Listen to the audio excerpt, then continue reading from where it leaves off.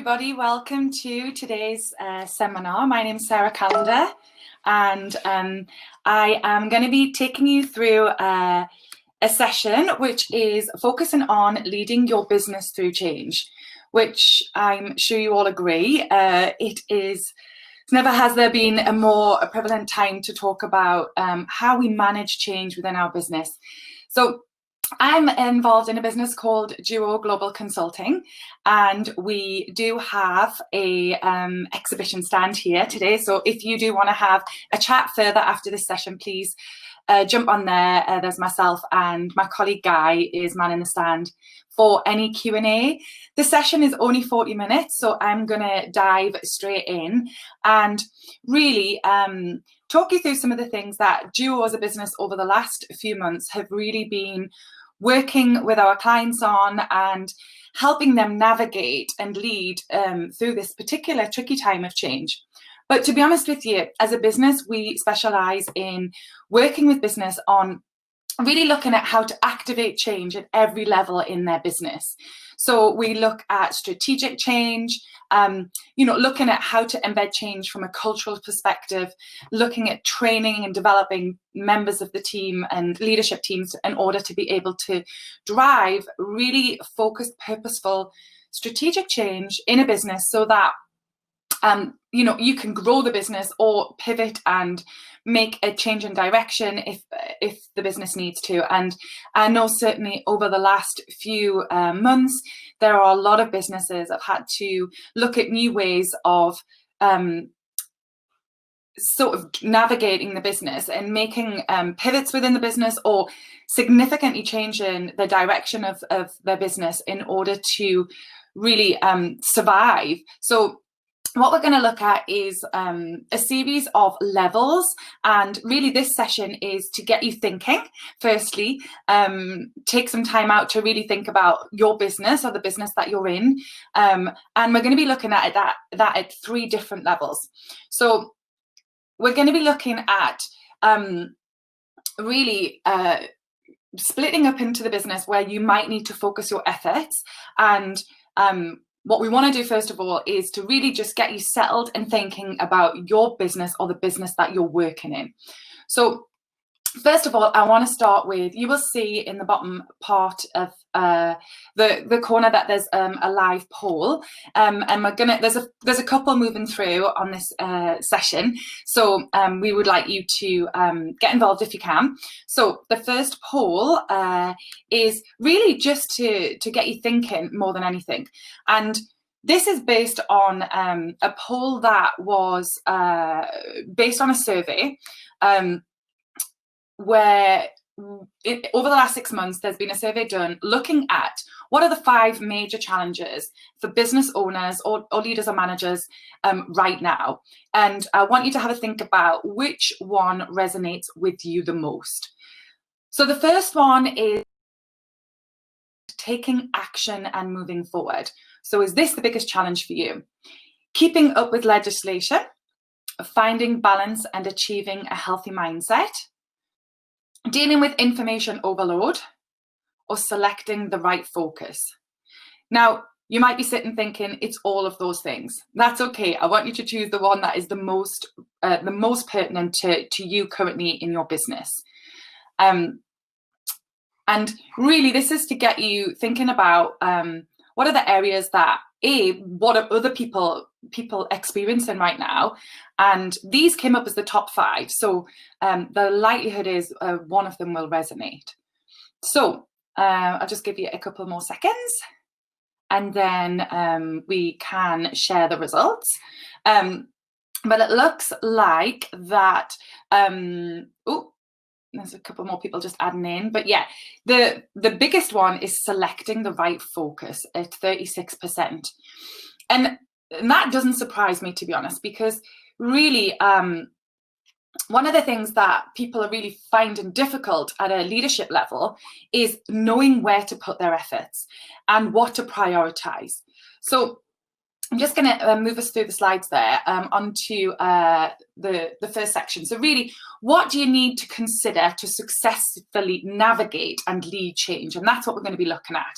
So in a time where everybody is talking about change, how do you really come up with what we call a kind of a change strategy? How do you develop your change strategy?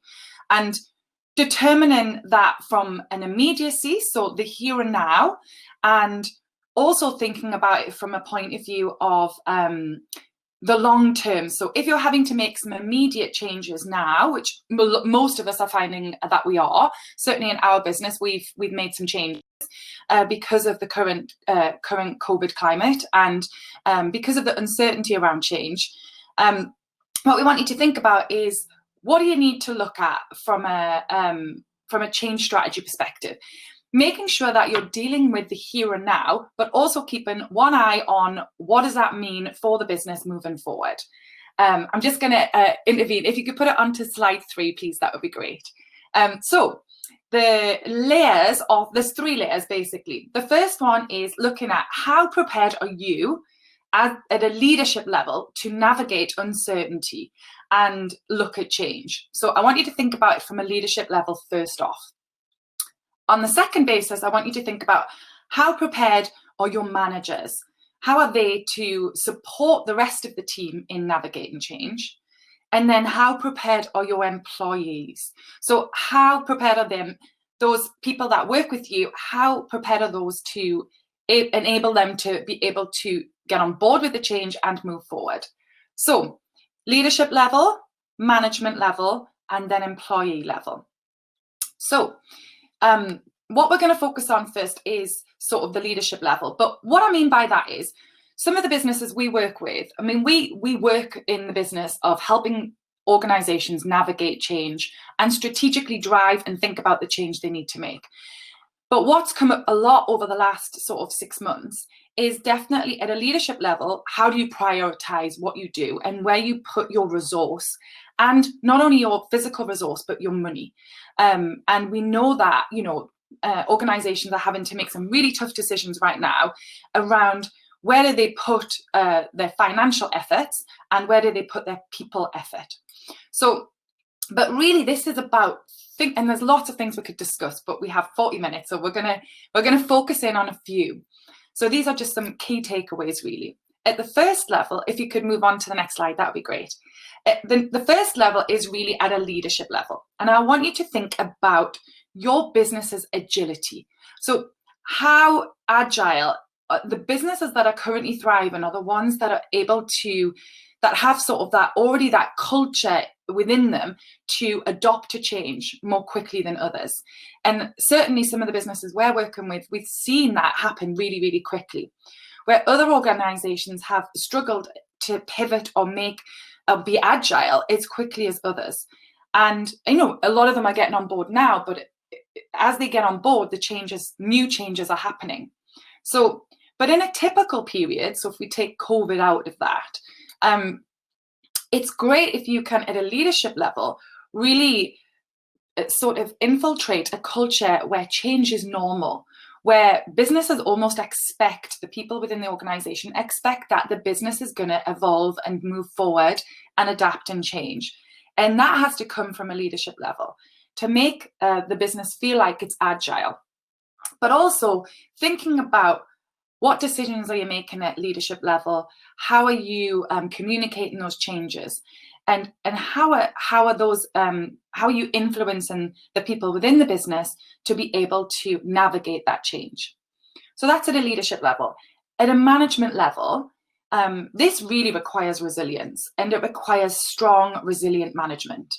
So, you know, at the management level, they ultimately determine whether the team falls apart or whether they stay together. They're the communication between the leadership team and on the ground. How do they transfer and communicate the key messages around what changes are happening within the business? If you look at the third level, that's really at the employee level, and that's thinking about the people and the team, and how are they staying resilient? Are they dealing with the change? Because change is really, really personal, and everyone is experiencing what we're going through right now, but everybody's experience is different.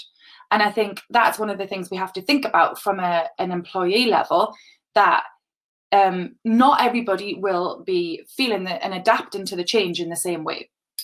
So we're going to delve into those 3 levels in a little bit more detail. Just going to move us through into the second poll. So I want you to think about which part of your business, which part of your business do you find the most challenging to drive change? So if you just look in that second poll, it is either in creating the overall business and change strategy, leading and taking accountability for leading and managing the change, leaders taking accountability, sorry, and getting the team engaged positively and to be flexible around the change. So if you choose the one that you're finding the most challenging in your business to drive change. So that's an overwhelming response to the third one. Yeah, getting the team to engage positively and be flexible around the change. So if you just take a moment, that really is at an employee level. So getting the team to engage positively and be flexible around the change. It's really at an employee level. However, it requires the leadership level and the management level to get that right in order for that to happen at an employee level. So as you can see, all 3 levels feed into each other. And they literally do, they feed into each other. So you need to, and often sometimes we find ourselves diving into focusing only on one of the levels, or focusing on the leadership. I know from some of the conversations we've had, people tend to have defaulted into leadership, which is great.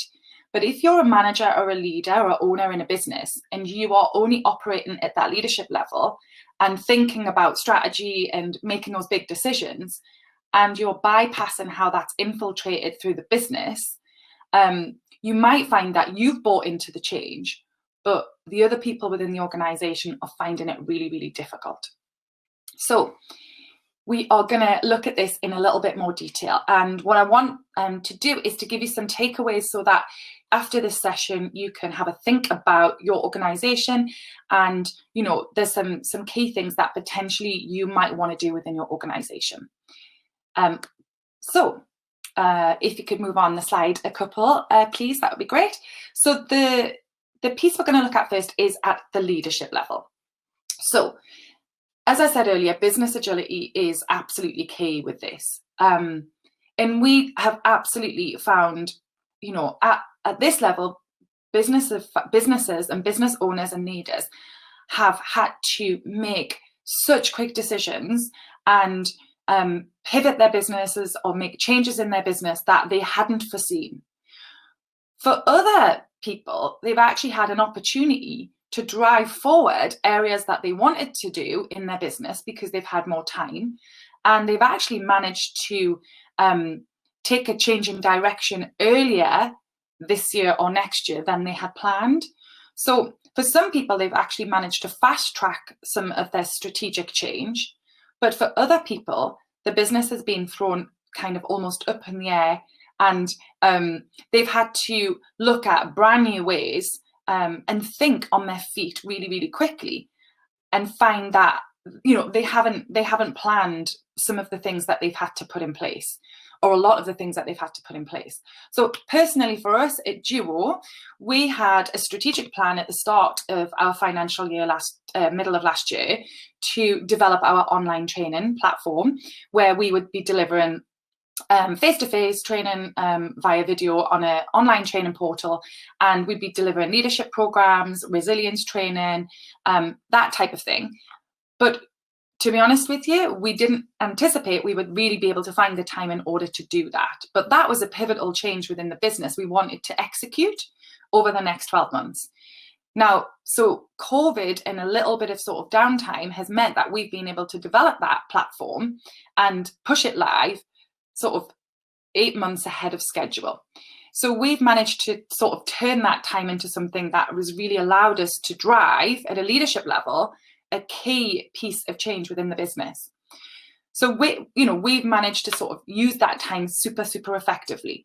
However, I know for other businesses, particularly if you're in a product-based business, or if you're in certain sectors that have been hit by COVID much worse, you've found yourself either with less choices around changes that you could make, or you've actually been forced to make changes within the business that you hadn't necessarily planned.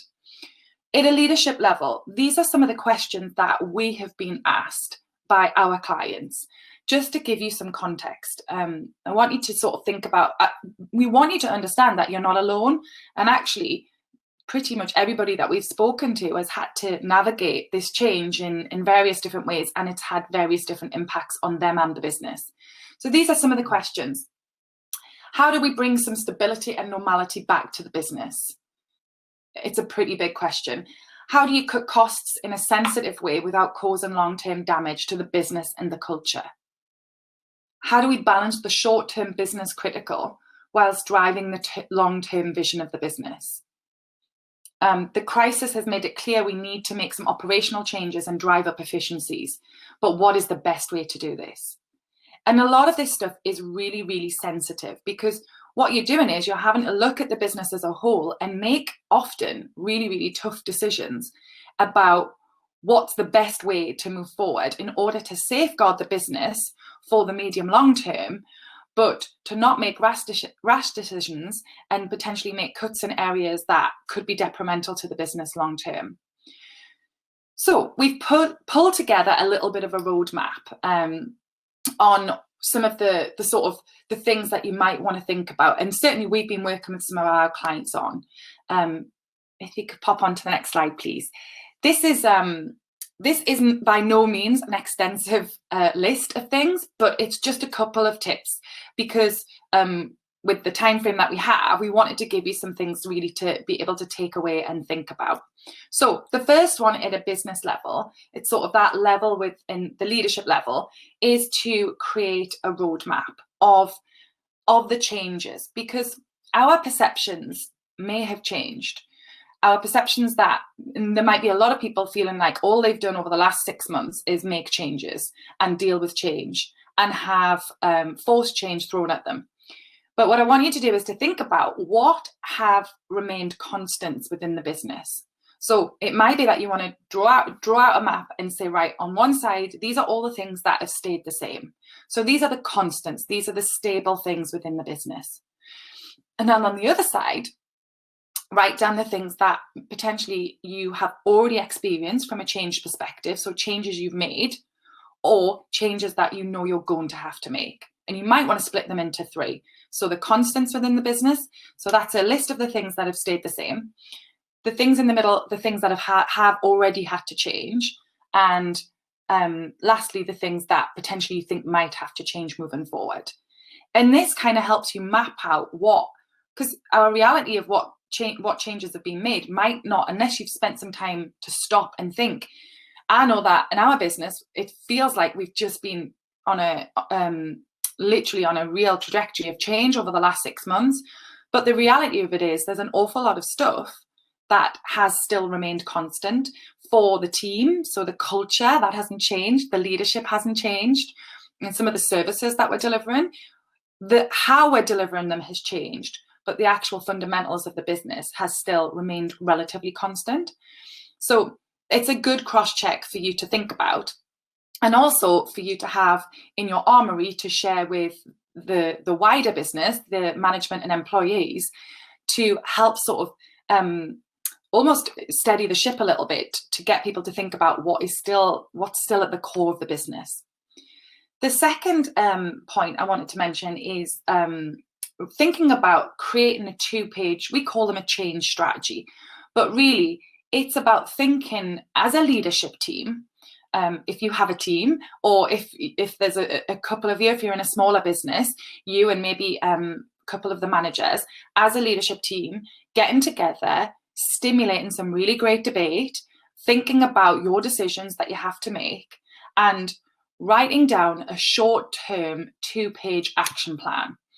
And even if that's for between now and the end of your financial year, or the end of maybe starting to think about between now and the end of 2021.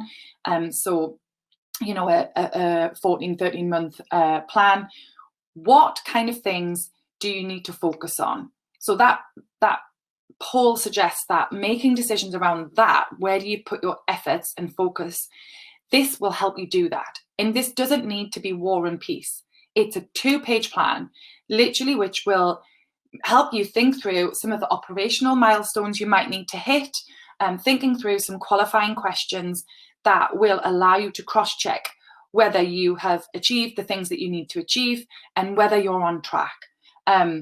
Really, we're all finding that we're having to flex really, really quickly, and having to keep our mindset really open and flexible to what we're being asked to do, and the way that our business is adapting in this current climate.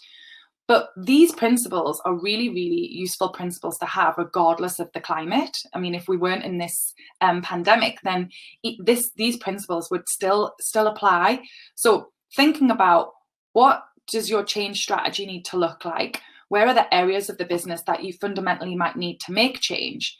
So that at the top, the leadership is really clear about what that looks like, and you assign accountability for who's going to lead those elements of change. And this also gives you the foresight to be able to start drip feeding some of that stuff through the business, so that these things aren't a surprise. Now, I appreciate with some of the stuff, we don't necessarily have the foresight currently, but what we do know is that more communication is better than less. And we'll come on to that in a second when we hit the management and employee stages. So at a business leadership level, really thinking about the decisions you need to make. Avoid too much procrastination. We've certainly seen it with some of our clients where they've overthought it, or the leadership team haven't been able to come to a consensus, or sometimes they've just been really wanting to avoid the current situation. And what that has meant is there's been big delays in necessary change happening, and it's actually made the rest of the team and the businesses really sort of nervous, and people end up making their own narrative if you haven't taken direction. You have to lead in times like this. Really great leadership, even if it's difficult for you leaders, which I appreciate it is, you have to look at what you need to do and take ownership of that and drive that change, leading by example. So that's the first level. So that's the leadership level. Just coming on to our final poll. What one thing was the biggest contributor to this? So I want you to think about this. This is based on a Gallup survey, but I want you to think about what was one of the biggest contributors to low levels of productivity, engagement, and ultimately the main reason for staff leaving. Do you think it's someone's direct manager? Do you think it's pay and benefits? Or do you think it's a lack of growth opportunities?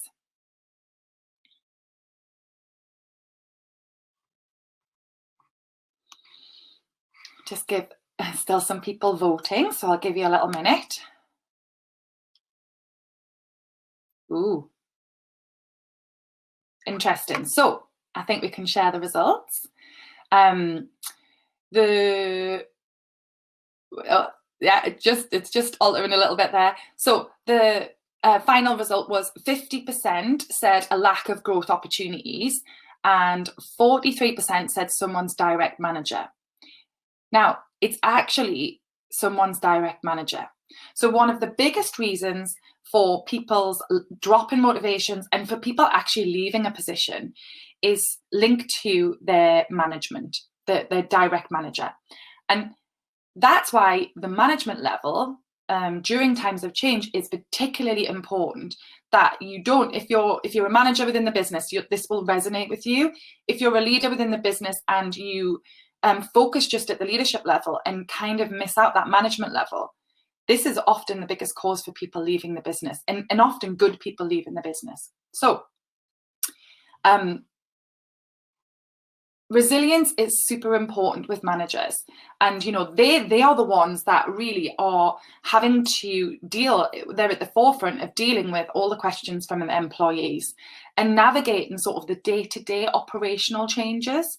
So again, if you could just move us on, please, on the slide, we're going to look at some common questions that we've been asked from businesses about sort of the management level and resilience. So we've been asked this a lot. How do we communicate honestly and transparently so people don't create their own stories and feed fear? And this was a big one, particularly at the very start, but even in the second wave, we're feeling it. And with any change in a business outside of COVID, if managers don't distill this information, and it comes from leaders, then managers, but if they don't distill the changes and they're not transparent, people start to create their own narrative. And often what that does is it feeds their fear. So rather than them feeling, and they often end up storytelling around it. So at this level, I know that we've been asked that a lot. How much is too much to tell? When's the right time to communicate? And how do we make sure that we're being as transparent as we can? And sometimes the reality of it is that you can't always share everything with people, with everybody in the wider business.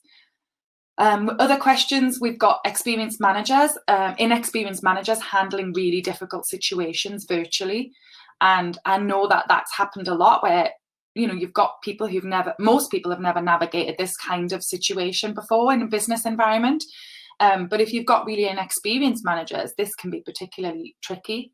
How do we work with our managers on increasing their emotional intelligence to better connect and support their team members during this time? And, managers are people themselves, and so are leaders and owners of businesses, and they're going through their own stuff. That being in tune with your emotional intelligence is really, really important if you want to connect with people and be empathetic and be able to support them. So that was definitely something we've worked with. And we found that some of our leaders and managers have automatically flipped into sort of real strategic mode, and they actually have turned off their emotional intelligence piece because they've been so sort of business critical focused, and making sure that you don't withdraw from connecting with the wider team is really important during times of change. How do we gain visibility of the management practices across our business in order to drive consistency and accountability? So the roadmap at a management level, if you can move us on, please, is we've given you two kind of tips. And the first one is something that we have embedded and done with a lot of our clients. And that is we call them a sync meeting, a weekly virtual sync meeting. But what they are is where everybody, say at your management level, dials in for half an hour or an hour a week. And we suggest that you build a weekly scorecard, which basically is a tracker of all the key measurables that you want to have. The idea of the scorecard is that if you were deserted if you found yourself on a deserted island and you needed to find a snapshot of the business and where it's at, do that. So, and it also takes the subjectivity out of people's feedback on what they're doing, because it's usually a goal and it's a number. So it means that everybody gets together and knows what each other's doing, but it's done it's really well managed, and it's done based on a scorecard. Everybody has a certain amount of time depending on the management team, but in most of ours, we give everybody 2 minutes to provide an update on the critical areas of the business and where they're at. And the scorecard is completed in advance of the meeting, the sync meeting, and it's kept to time. And you choose someone to facilitate it to make sure that it's absolutely kept on time, and everybody's held accountable to completing the scorecard in advance and providing and preparing their update. This we find has been really, really useful, particularly as people aren't in the office, and a lot of us aren't in the office. A lot of those conversations aren't happening. The second really is looking at creating your own management toolkit, And we know this might not be something that everybody could do or doesn't have the resource. But if you have some people who aren't as busy, they could be working on some of these side projects, or there's an option to outsource it. We've just launched a service called The Pulse, which provides a lot of these toolkits, and it's a monthly subscription where you basically get access to these things. But creating a management toolkit, it basically helps drive consistency across the business during times of change. So they might be things like templates, looking at standard communications, how do we put in processes to help sort of support people during a period of change, and making sure that everything's really clear so everybody's on the same page at the same time. So those are two, I mean, there's lots, but those are two just examples of things that you might want to think about. And I'm happy to chat anybody through any of this stuff in more detail if you, if you want to after the session, just reach out. The final level is your employees. And this obviously came up in the poll as being one of the biggest challenges, is engaging the rest of your employees with change. So some of the common questions we've been asked are, we've made some major changes across the business and find ourselves needing to change again. How do we get our team to buy into this and adapt quickly? And that is really, really tricky. I know a lot of us made changes 3 months ago, and then suddenly we're finding every other week it feels like we're having to make new changes. But it's about staying vigilant on that and making sure that the changes are timely, but also that the employees have an understanding of what's behind the change. So making sure that you're giving them, if it's for improvements, if it's because of a need from a strategy perspective, what's behind the change. Don't just give them the change. In our experience, that tends to help with increased levels of engagement and buy-in. We're already seeing the signs of stress and anxiety in our people. They may be managing now, but I'm worried, how will they cope in a few months from now? What can we put in place to enhance well-being within the business? And finally, we know that uncertainty will be with us for a while. How can we help the team to flex and adapt better to this? So those are some common questions. I'm sure some of you, they may resonate with some of you. So a couple of tips for this is, the first one is, I don't know if any of you guys have been doing surveys with your team, but we've definitely been doing them on behalf of our clients with the team, with their teams, and finding out how they're feeling. Now, these can be, you can use services, there's services around, and I'm happy to make some signposting and recommendations if people are interested, but even doing it on a Google survey and just gathering the feedback and thoughts of your employees to be able to get a sense of where they're at. We definitely saw some of our businesses at leadership level, making assumptions about their employees that were actually ill-informed or based on sort of how they were feeling. So when we did the surveys and when we've been doing pulse surveys, so shorter, with less questions, sort of more frequent surveys, we've really been able to keep a benchmark, a good sense check of where people are at. So that really is super important, because then you can inform the decisions you're making at leadership and management level, but also it helps you feel connected with your employees and engage them with the change, because they're influencing and informing some of that change.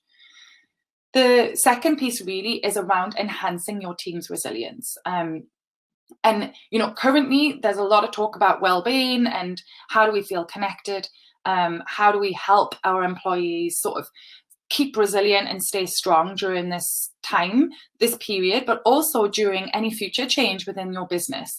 There are some great stuff out there from a point of view of, some of our clients are doing weekly newsletters and sharing information. Some of them are doing sort of book clubs around self-development, which is helping people stay sort of focused and more resilient. We just launched a really short resilience training course for employees, which really gives some tools and some real practical advice around how you can take control over your own resilience. So there's some good sort of cost-effective sort of methods of engaging your staff with that, but also making sure that they're able to turn up to work feeling like, they can be productive and they feel motivated. In order to ensure that productivity doesn't dip in your business, you have to make sure that your employees are motivated and feeling like they have what they need to bring to the table in their role. So, some investment in that, and I appreciate people's investment levels and development currently might be tight, but some of these things, it could be, you can find some quite cost-effective methods to do that. Or there are other ways of doing it in-house and signposting the team to other resources. So, conscious of time, one of the things that at Duo we do, and I haven't really gone into any detail on this today, but is we are great believers that understanding the behaviours of your team and the behaviours of the people at every level, leadership, management and employee level, is really, really important. That can actually tell you a lot about how people adapt to change. And having that insight means you can flex and adapt your communication differently for different people. Some people are really up for change and thrive on it, and that's when they're at their best. But other people are quite nervous about any kind of change. And then you have the people in the middle.